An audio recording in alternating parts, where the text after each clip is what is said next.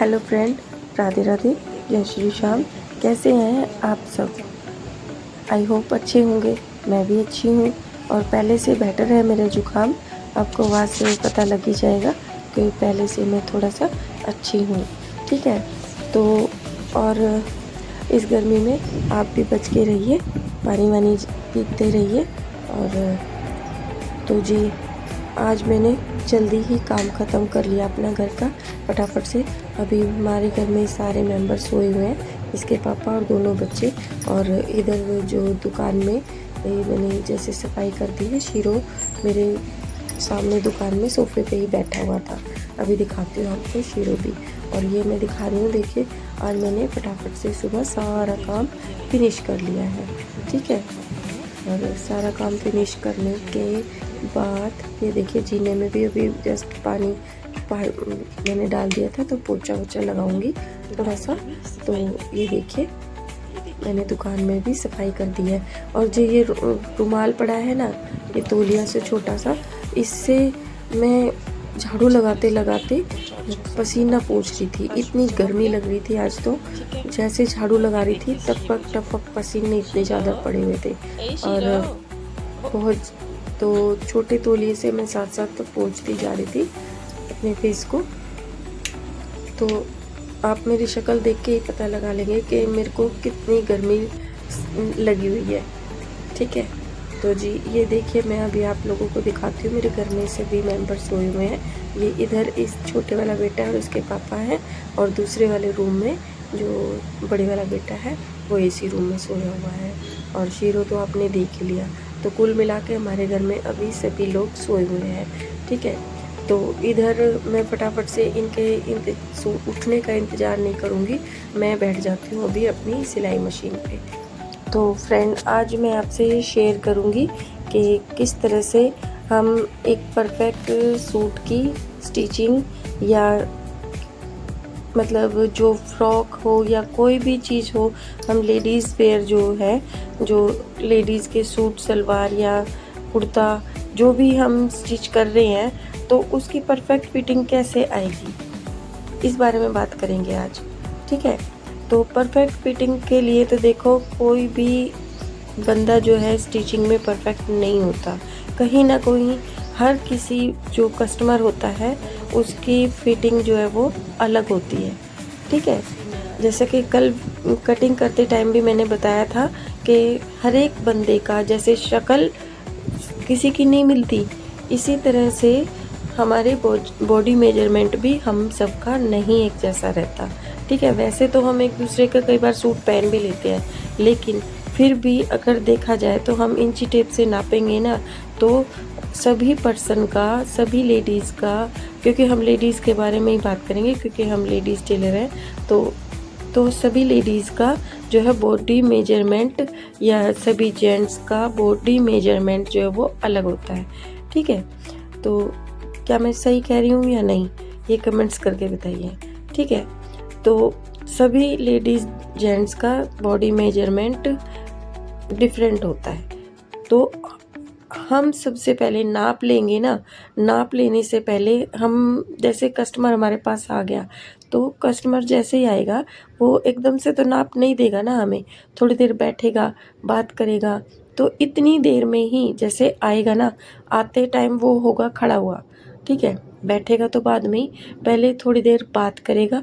तो उस वक्त हम क्या करेंगे, अपना, बाद की बात है वो सूट सिलवाने आया है या कुछ और बात करने आया है, लेकिन हमें पता लग ही जाता है कि ये हमारा कस्टमर नया है या जो भी पुराना है, या पुराने वाले का थोड़ा साइज़ चेंज हो गया। तो उसको देखते ही हम ये पता लगा लेंगे कि सबसे पहले हमारी नज़र उसकी बॉडी शेप पर जाएगी। ठीक है, जानी चाहिए। तो कंधे उसके किस तरफ है, और हाथ कैसे है उसके, मतलब चेस्ट, अपर चेस्ट और लोअर चेस्ट में कितना डिफरेंस है, ज़्यादा दिख रहा है, कम दिख रहा है, कमर की शेप, या पेट निकला हुआ, टमी निकली हुई है उसकी, या सलवार चाहिए तो सलवार में जो, जैसे नाप लेने, मतलब इंची टेप उठाने से पहले ही हम कस्टमर का आँखों से नाप ले लेंगे। मेरा कहने का मतलब ये है। ठीक है, तो उसके बाद हम उनके बॉडी का नाप लेंगे। बॉडी का नाप आप देखिए किस तरह से लेना है। अगर वो लूज़ मांग रही है ना, किसी दिन मैं आपको बॉडी का नाप भी लेके बताऊंगी। अगर कोई कस्टमर जैसे मेरे पास आएगी तो मैं, अगर वो एग्री होती है तो मैं उसका बॉडी नाप लेके आपको दिखाऊंगी, ठीक है।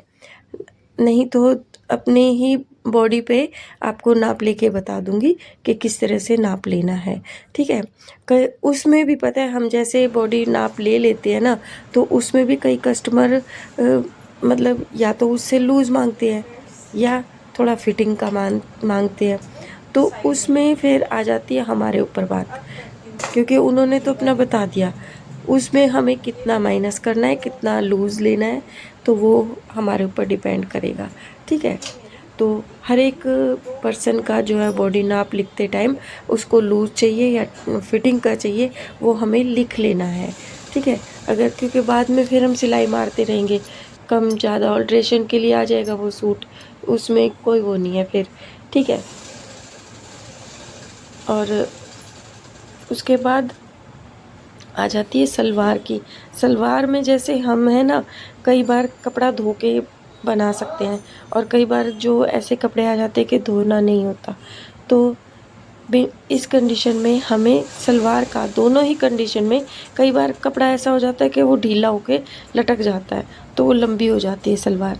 तो क्या करेंगे, कपड़े को बिल्कुल ठीक से हम पहचान लेंगे कि कौन सा कपड़ा किस टाइप का है, ठीक है। धीरे धीरे जब आप सिलाई करते जाएंगे तो कपड़े के बारे में आप लोगों को पता लगता जाएगा किस टाइप का कपड़ा है।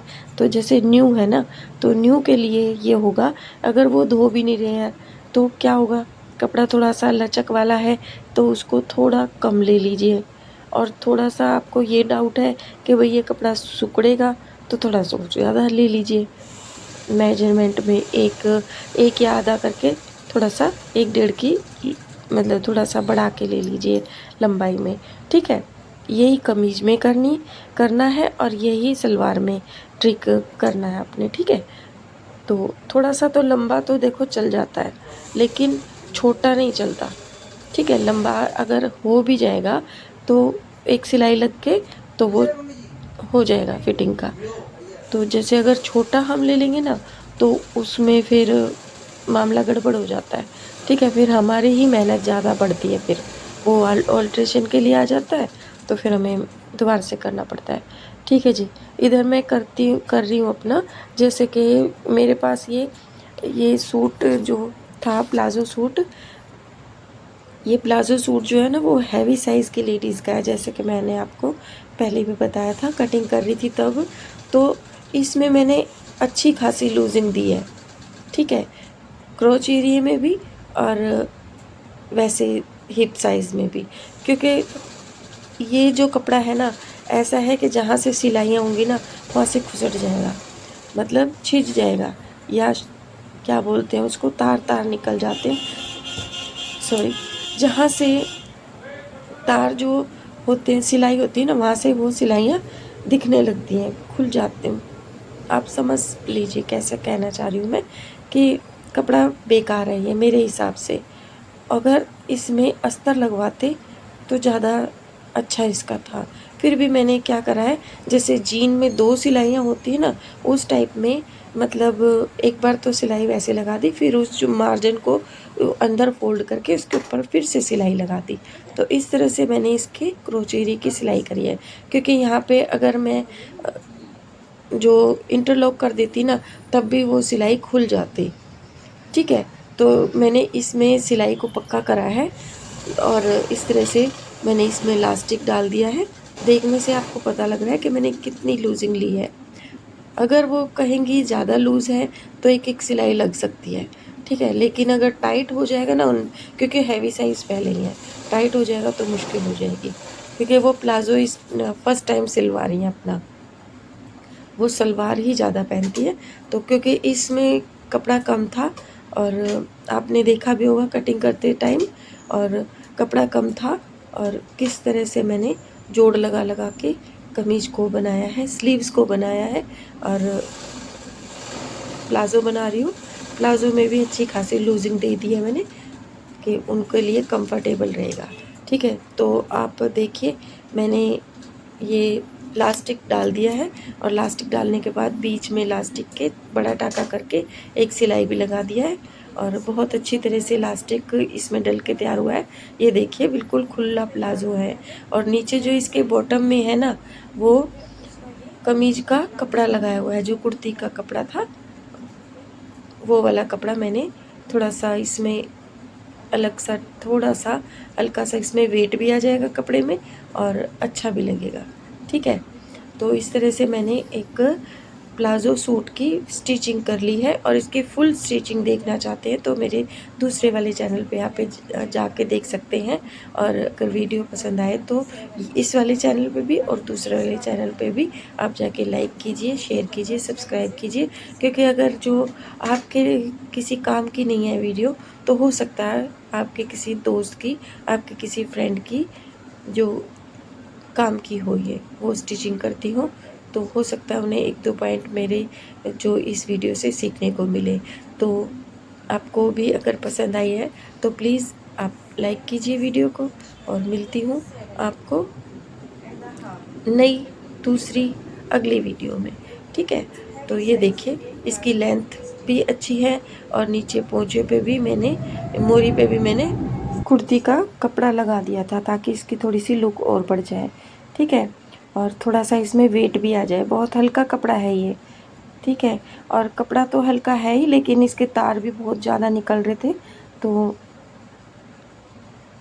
इस प्लाज़ो की लुक बढ़ाने के लिए मैंने इस तरह से इसमें पट्टी लगा दी है और इस तरह से मैंने एक लूज़ प्लाज़ो हैवी साइज़ का स्टिच करके तैयार कर लिया है। ठीक है, और अब मैं दिखाती हूँ आपको कुर्ती, जो कि इसी सूट के साथ की कुर्ती है।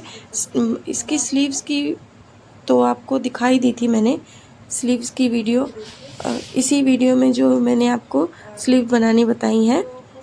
तो ये देखिए कपड़ा कम था, ये प्लाज़ो के कपड़े में से मैंने इसकी इतनी सारी स्लीव्स का कपड़ा लिया है ये, और ये थोड़ा सा आगे बढ़ा के प्लाज़ो का वैसा कपड़ा ले लिया और आगे बनाई है फ्रिल।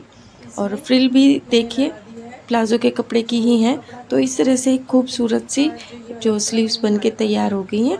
ये देखिए बहुत अच्छी स्लीव्स लग रही हैं, तो ऐसा पता ही नहीं लग रहा कि ये मैंने मतलब कपड़ा कम था तब बनाई है। ऐसे मिक्स एंड मैच करके बहुत खूबसूरत लग रही हैं ये।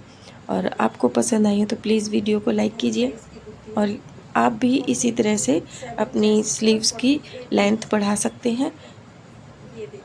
ठीक है, तो अगर जैसे मैंने ये कपड़ा इसमें लगाया है ना, आप इसमें नेट का कपड़ा भी लगा सकते हैं। अगर जो आपके प्लाज़ो का कपड़ा भी आपको नहीं मिल रहा है तो नेट का कपड़ा या शिफॉन का कपड़ा लाके और इस तरह से अपनी कुर्ती की लेंथ, जो स्लीव्स की लेंथ है उसको बढ़ा सकते हैं। ठीक है, ये तो एक ट्रिक थी जो कि, और उसके बाद कमीज की जो कुर्ती की जो लेंथ है वो मैंने देखिए कैसे बढ़ाई है और इसकी शॉर्ट भी मैंने डाल रखी है, और तो आप जाके शॉर्ट वीडियो वहाँ पे देख सकते हैं। और वीडियो को लाइक कीजिए, शेयर कीजिए, सब्सक्राइब कीजिए। इस वाली वीडियो को भी लाइक कीजिए, शेयर कीजिए, सब्सक्राइब कीजिए। और इसकी फुल स्टिचिंग देखना चाहते हैं तो मेरे दूसरे वाले चैनल को सब्सक्राइब कीजिए। और मिलती हूँ नेक्स्ट वीडियो में।